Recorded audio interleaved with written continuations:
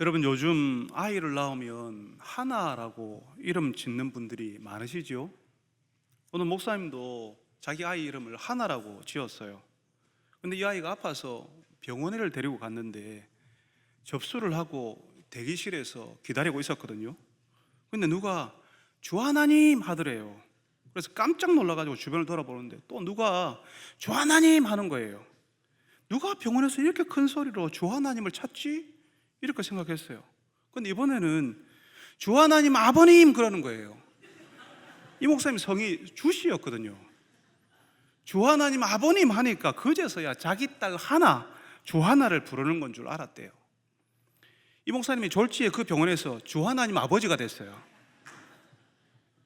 이 목사님이 병원 대기실에서 주하나님이라는 소리에 깜짝 놀랐다고 했죠. 다른 사람들은 신경 쓰지 않았어요. 이 목사님만 목사니까 주하나님 하는 소리에 깜짝 놀라서 누가 그러냐 하고 막 두리번거렸던 거죠. 평소에 하나님에 대해서 관심이 있으니까, 하나님을 섬기고 있으니까 하나님이라고 하는 그 말이 다른 사람들보다 더 크게 들리는 거죠. 딸 하나를 부르는 소리가 하나님을 찾는 소리로 들린다는 거죠. 오늘 말씀해 보니까 9절에 유대인의 큰 무리가 예수님 계신 곳에 찾아왔다고 이야기합니다. 이 사람들이 왜 예수님 찾아왔겠어요? 예수님께 관심 없는 사람들 오지 않습니다. 예수님을 찾는 사람들, 예수님 소식이 궁금한 사람들이 여기에 오는 거예요. 한동안 예수님이 사람들 눈에 안 띄는 곳에 계셨거든요.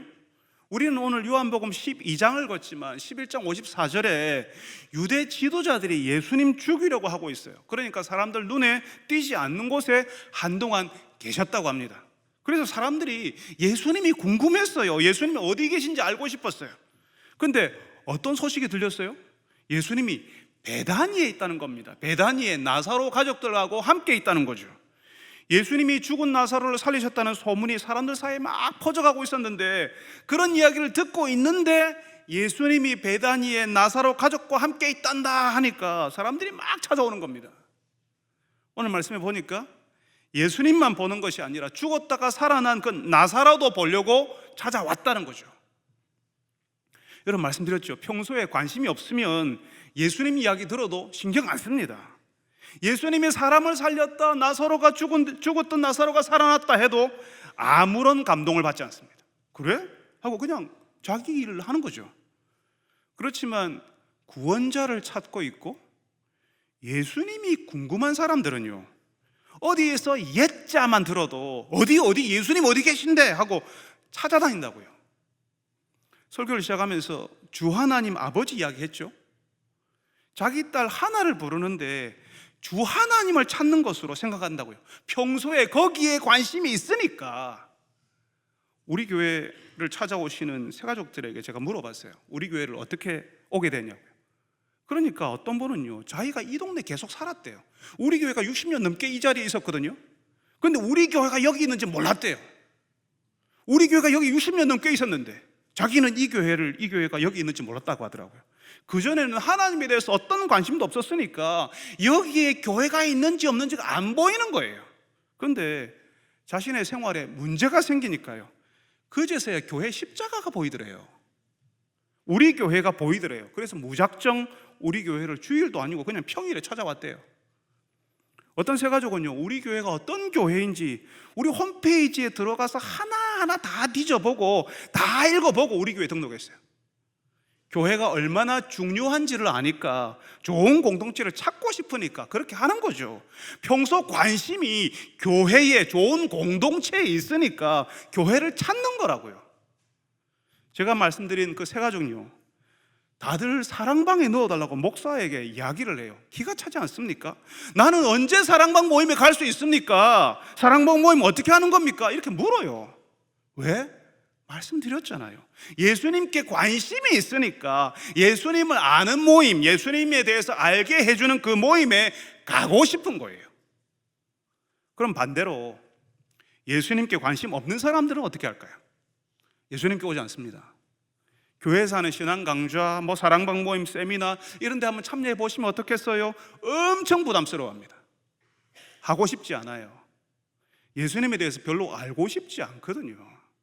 부동산에 대해서는, 주식에 대해서는 자기가 하고 싶은 일을 할 때는 자기 직업에, 자기 업에 관한 일이라면 책 사고 공부하고 따로 돈 들여서 학원 다니고 다 합니다. 없는 시간 만들어서 밤에 잠을 줄여가면서 새벽에 일어나서라도 해요.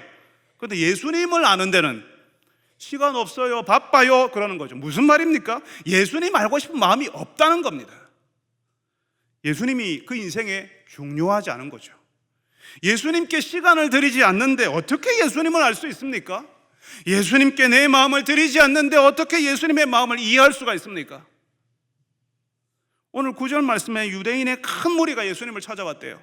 이 사람들은 구원자를 찾는 사람들이었고 예수님을 찾던 사람들이었어요. 삶이 힘든 사람들이었을 거예요. 구원자가 필요했던 사람들이었을 것이고 이전에 예수님 말씀을 들어봤던 사람들일 것이고 그 예수님 이야기를 다시 들었으니까 또다시 듣고 싶어서 그 예수님 이야기 듣고 싶어서 찾아왔을 거예요. 그러니까 예수님이 베다니에 있단다 하는 소문 들었을 때 그냥 달려오는 거예요. 어떻게든 시간 내어서 달려오는 거죠.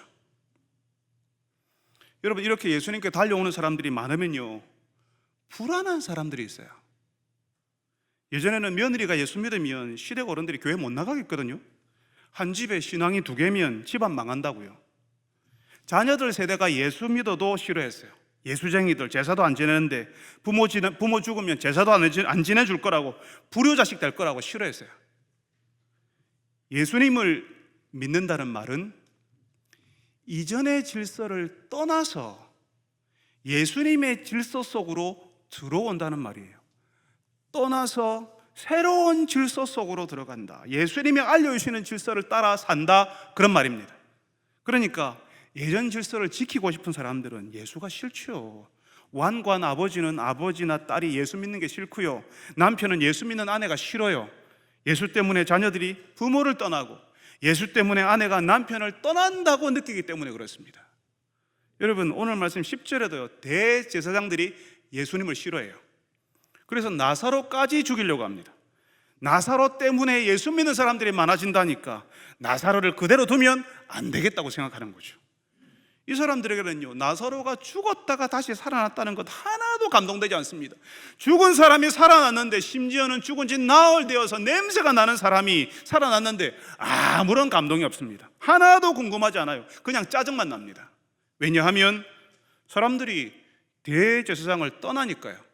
사람들이 대제사장들이 만들어 놓은 그 질서를 떠나니까요. 말씀드렸죠. 예수님을 믿는다는 것은 필연적으로 이전의 질서를 떠나야 되거든요. 오늘 말씀 11절에 바로 그 내용이 나옵니다. 11절, 나사로 때문에 많은 유대인이 가서 예수를 믿음이러라. 나사로 때문에 많은 유대인이 가서 예수를 믿음이라. 나사로를 죽여야겠다고 제사장들이 생각하는 그 이유가요, 유대인들이 예수를 믿기 때문에요.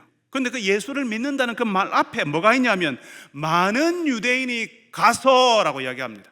거기에 갔다 하는 그 말이 사실은 정확하게는 떠났다는 말이에요. 그래서 이렇게 다시 번역할 수 있어요. 많은 유대인이 떠나서, 다시 말하면 대제사장을 떠나서 예수를 믿음이라라. 유대인들이 떠났다는 거죠.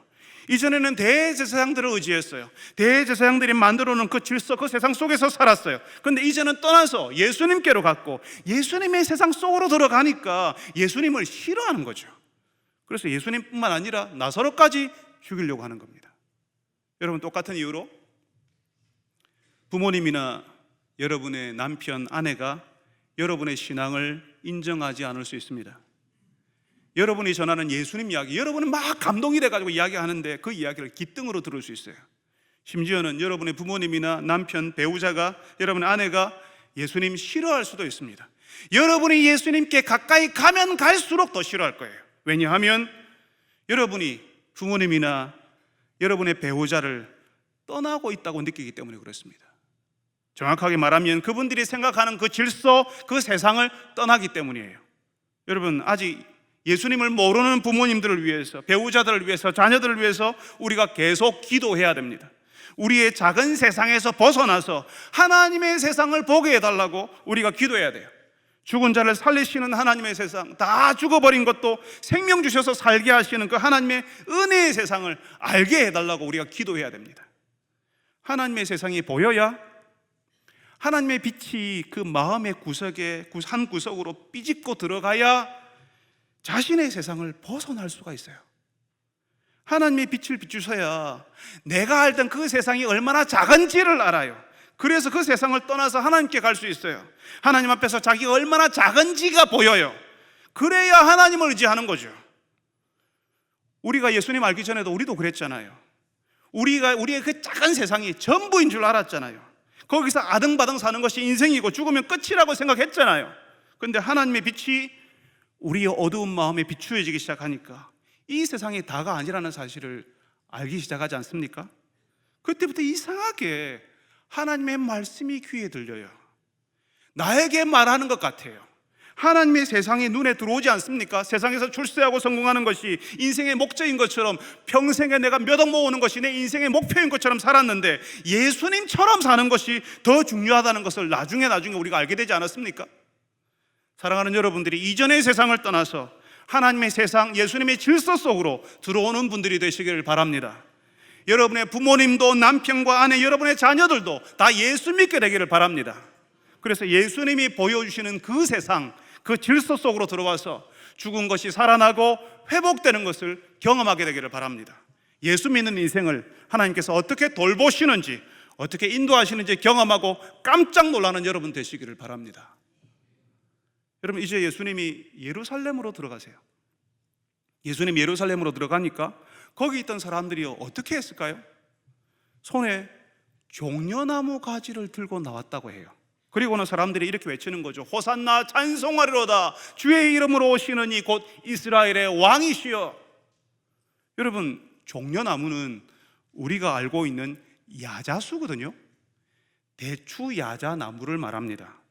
이집트나 이스라엘에 가면 대추 야자나무 열매를 말려서 팔아요. 13년 전에 우리 교회에서 성지순례를 갔을 때 우리 교회 성도들이 그거 진짜 많이 사왔어요. 예수님이 예루살렘에 들어가는데 사람들이 야자수 가지를, 종려나무 가지를 다 들고 나왔다는 겁니다. 왜 그랬을까요? 혹시 여러분이 일제강점기 때 윤봉길 의사가 상하이 홍구공원에 도시락 폭탄, 물통 폭탄을 던진 것 알고 있습니까? 홍구공원에서 일본이 전승 기념식을 하는데 거기에 윤봉길 의사가 폭탄을 던졌어요. 우리나라 독립을 위해서 그런 일을 했던 거죠. 그런데 그렇게 하기 전, 그 거사를 치르기 전에 사진을 한 장 찍었어요. 뒤에 태극기를 배경으로 한 사진을 찍어요. 그 태극기가 일제강점기에는 우리나라의 독립을 염원하는 상징이었기 때문에 그랬습니다. 독립군들이 거사를 치르기 전에 사진을 한 장씩 찍으면서 다 태극기를 배경으로 찍었던 이유가 그겁니다. 독립을 위해서, 독립을 염원하니까. 유대인들에게는 종려나무 가지가 마치 우리의 태극기 같은 존재였어요. 유대가 로마 제국의 식민지가 되기 전에 잠시 독립을 한 적이 있었거든요. 그때 독립전쟁에서 이겼을 때 종려나무 가지를 막 흔들면서 지도자들을 맞이했어요. 그때부터 종려나무 가지는 나라의 독립된 이스라엘을 상징하는 표시였습니다.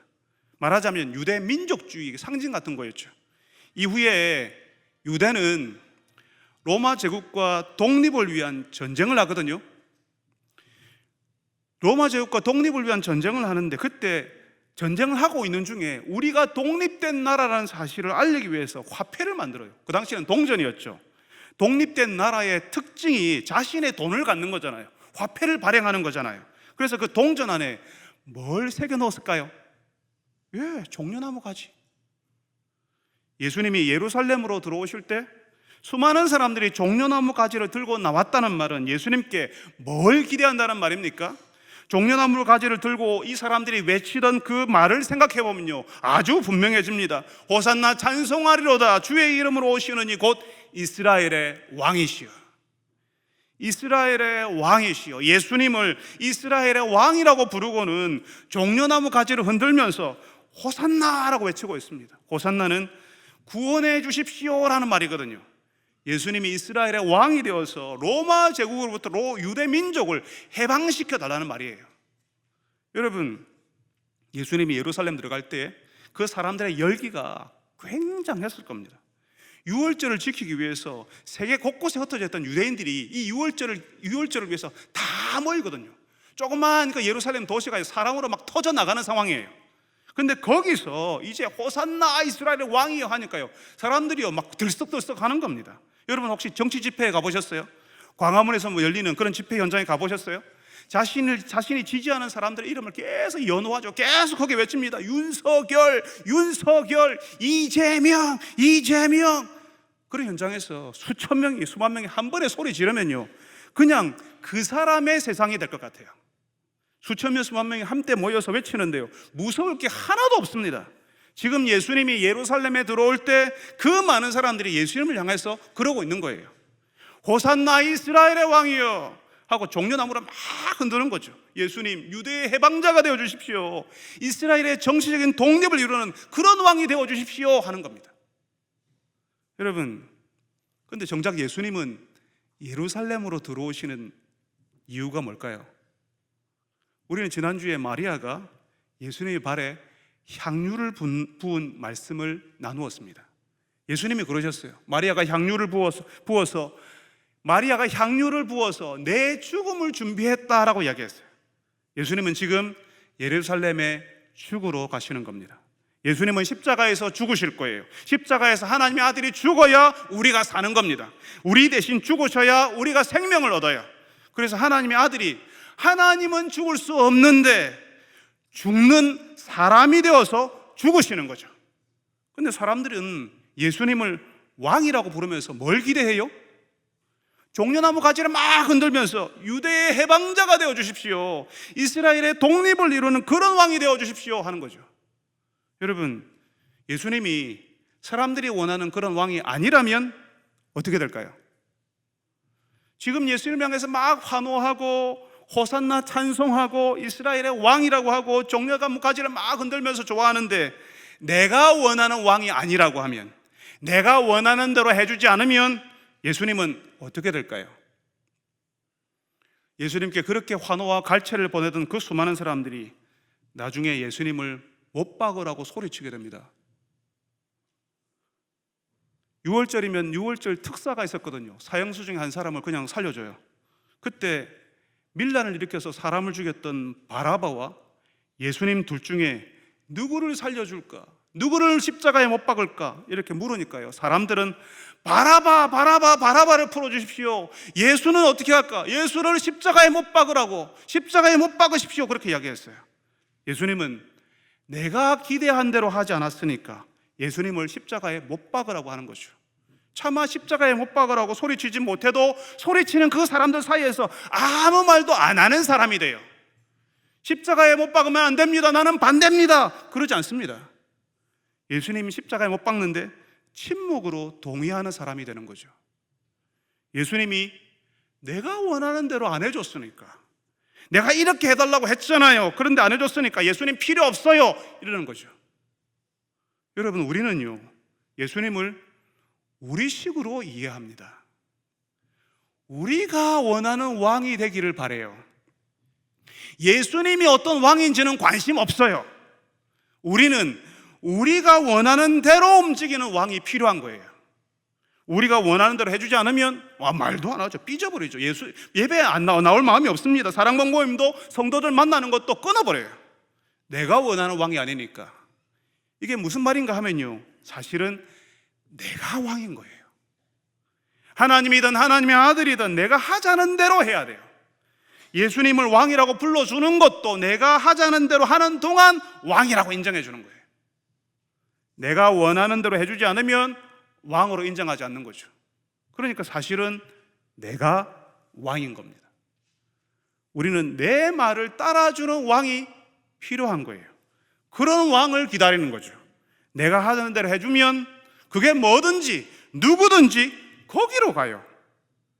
교회 다녀도 어디 요양하다는데, 뭐 봐준다는데, 앞에 일들을 말해준다는데, 교회 다니는 사람도 거기 간다고 하대요. 많이 간다고 하대요.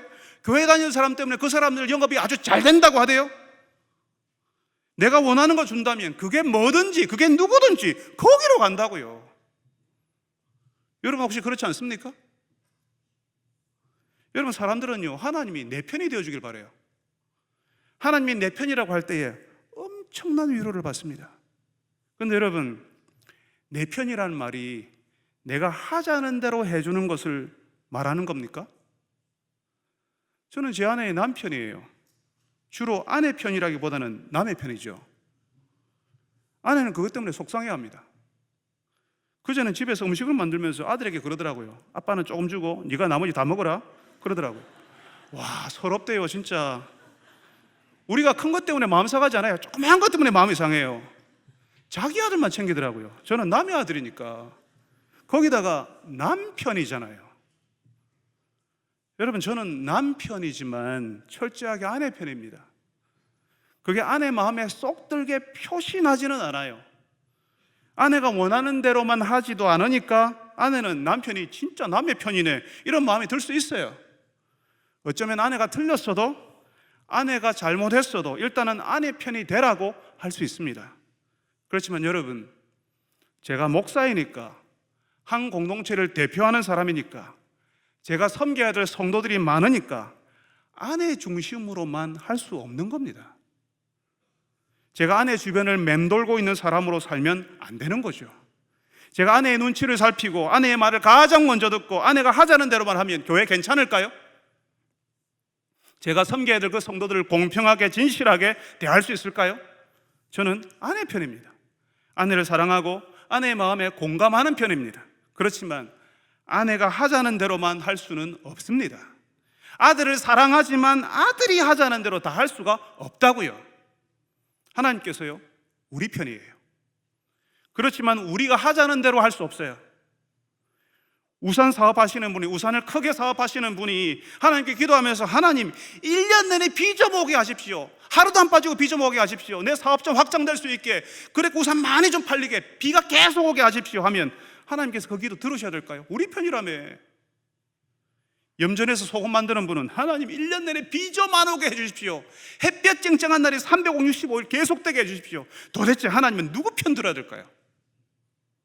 여러분, 하나님은 내 편이세요. 하나님은 내 편이시니까, 나를 위해 죽으실 정도로 나를 사랑하시니까 내 편이신 하나님이 어떤 분인지를 내가 알아야죠. 내가 하자는 대로가 아니라 하나님이 뭘 원하는지, 하나님이 어떤 하나님이신지를 내가 알아야 되죠. 내가 원하는 대로 하지 않았으니까 그런 하나님 필요 없다고 해버리는 것이 아니라 내가 원하는 것을 넘어서서 일하는 분이라는 사실을 인정해야 되는 겁니다.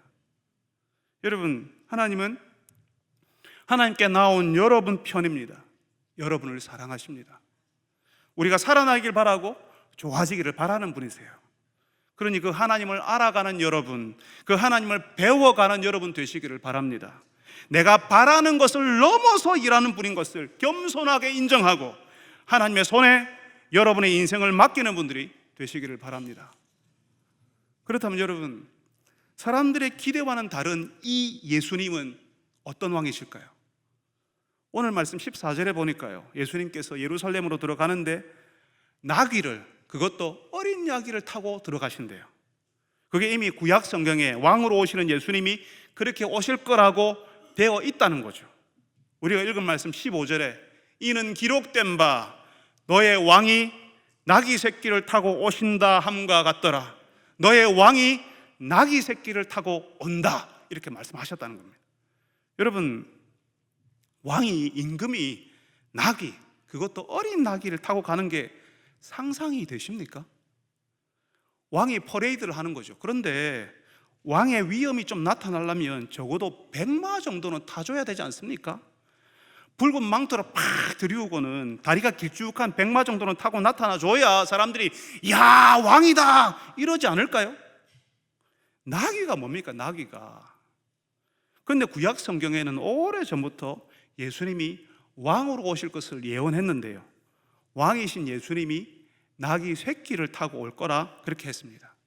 하나님이 보내시는 왕, 사람들을 위해 보내시는 예수님은 나귀 타고 오신다는 거죠. 상상이 되시나요? 왕인데, 하나님이 보내시는 구원자인데 어린 나귀 위에서 뒤뚱거리는 모습으로 사람들에게 나타난다는 거죠. 채신머리 없고 좀 뭔가 권위라고는 하나도 없어 보이는 그런 우스운 모습, 볼품없는 모습으로 나타나는 거예요. 그래서 구원자라고 하는데 별로 구원자처럼 보이잖아요. 우리가 기대하는 권위나 위엄이 거기 없어요. 그런데 그분이 우리의 왕이요 구원자랍니다. 우리 눈에는 구원자처럼 안 보이는데, 사람들도 그걸 알아주지도 않고 인정하지도 않는데, 예수님은 하나님 아버지께서 우리를 위해서 보내신 구원자요 왕이라는 거죠. 사람들은 백마를 탄 왕을 기대할 텐데, 우리에게 오시는 그 왕은 나귀를 탄 왕이라는 겁니다. 여러분, 이게 놀랍지 않습니까? 우리가 아는 왕들은요, 그런 왕들이 아니었어요. 여러분, 15세기 이제 왕권이 막 강화될 때에, 그런 시기에 여러분 그 유럽의 왕들의 모습을, 초상화 같은 걸 한번 보세요. 사진을 찍힌 걸 한번 보세요. 멋진 망토를요 땅바닥까지 질질 끌면서 멋진 말을 타고요 그렇게 호령하는 왕으로 나와 있어요. 조선시의 임금도요, 어디론가 공식적으로 행차를 하면 수행하는 군사가, 뒤로 따라오는 군사가, 앞으로 먼저 가는 군사가 1000명에서 5000명 정도 됐다고 이야기합니다. 임금이 지나가면 얼굴도 들면 안 돼요. 고개 숙이고 있어야 돼요. 고개를 처박는다고 하죠. 감히 어느 안전이라고 고개를 들겠습니까? 고개를 들면 왕의 군사들이 와서 폭력을 행사할 겁니다. 강제로 고개를 숙이게 만들어 버릴 거예요. 왕들의 행차는 그런 식이었습니다. 그런데 예수님은요, 어떤 권위도 없어요. 사람들을 놀라게 하고 카리스마가 막 뿜어져 나와서, 그래서 이 왕을 보면서 막 따르고 싶다, 와, 이 왕이 정말 무섭다, 이런 마음 전혀 없어요. 이런 게 전혀 없어요. 나귀를 탄 예수님을 보면, 그래서 이 예수님이 왕이라고 하면 우리 시대 사람들은 다 실망할 겁니다. 네가 정말? 호웃음 칠 겁니다. 우리가 기대하는 왕의 모습과는, 우리가 알고 있는 왕의 모습과는 너무나도 다르거든요. 우리가 기대하는 왕의 모습과 다르다면 나귀를 타신 예수님은 어떤 왕이실까요? 그 예수님이 왕이신 하나님의 나라는 어떤 나라겠습니까? 여러분, 나귀를 타신 왕은 자신의 백성을 위해서 죽으시는 왕입니다. 하나님의 나라는요, 왕이 섬기는 나라예요. 그렇게 왕이 섬기니까 그 백성들도 함께 섬기는 나라가 하나님의 나라입니다. 예수님은 백마나 군마를 탄 왕이 아니에요. 높은 곳에서 호령하는 왕이 아닙니다.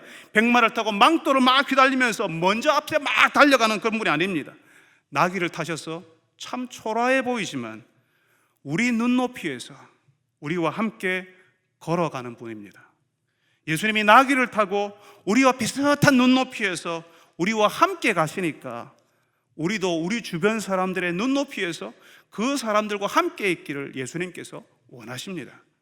높이 우뚝 서서 사람들이 다 우러러보면서, 높은 곳에서 아래를 내려보면서 잔소리 말고 나 따라와, 나만 따라오면 돼, 그렇게 소리치는 것이 아니라 사람들과 함께 가기를 원하신다는 거죠.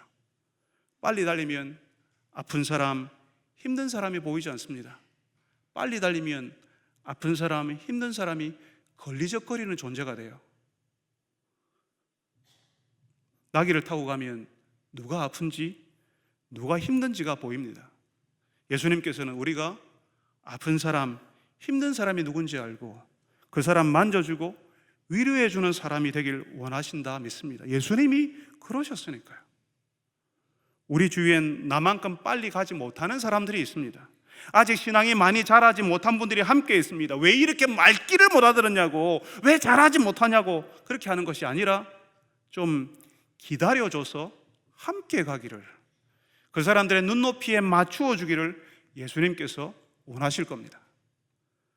저는 아버지로서, 담임 목사로서 실수하는 것이 있습니다. 이미 60년 가까운 세월을 살아본 사람으로서 적어도 40-50년은 살아야 알 수 있고 될 수 있는 것을 우리 아이들에게 이야기할 때가 있어요. 이제 20살을 넘겼고 아직 30도 되지 않은 아이들에게 왜 그렇게 하지 못하냐고, 좀 잘했으면 좋겠다고 하는데, 사실은 제가 50이 넘어서야 이제 겨우 알았고 이제 겨우 되는 거거든요. 그런데 아이들에게는 그 아이들이 할 수 있는 만큼이 있는데 그만큼만 성장했고 그 성장한 만큼만 하고 있는데 왜 나처럼 안 하냐고, 나처럼 못 하냐고 함부로 말하는 거죠. 참 교만하고 참 부끄러운 일입니다. 똑같이 젊은 사역자들에게도 참 미안합니다. 그 시절에는 저도 참 못했는데, 오히려 더 못했는데, 마치 처음부터 잘했던 것처럼, 태어나면서 벌써 다 알았던 것처럼 그렇게 말한 적도 많았습니다. 위에서 내려다보는 것이 아니라 나귀를 탄 예수님처럼 옆에서 그 눈높이를 맞추어서 바라봐 줘야 하는데 왜 그 정도도 못하느냐고 말하기도 했거든요. 참 죄송합니다. 여러분, 여러분의 5살, 6살 어린 자녀들, 손자, 손녀들에게 여러분 어떻게 이야기합니까? 그 아이들과 대화할 때 그 아이들에게 아이들의 말투로, 아이들의 억양으로 대화를 하지 않습니까? 제가 엘리베이터에서 만나는 이웃 중에 어린이집에 아이를 데리고 가는 엄마들이 있더라고요. 그 엄마가요, 아이들의 언어를 써요. 왜 그랬어? 그러면 안 되지. 자, 이제 가자. 잘했어요.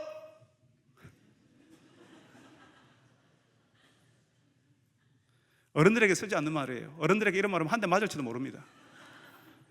그렇지만 아이들에게는 그렇게 해요. 그게 그 아이들에게 다가가는 방식이라는 것을 알기 때문에요. 그걸 모르는 어른들, 그걸 못하는 어른들은 아이들에게 갈 수 없습니다. 아이들이 좋아하지 않아요. 아이들의 눈높이에서 아이들이 이해하는 말투로 이야기하는 사람이라야 아이들이 자기 이야기를 해요. 자기를 이해하는 사람이라고 여기기 때문이죠.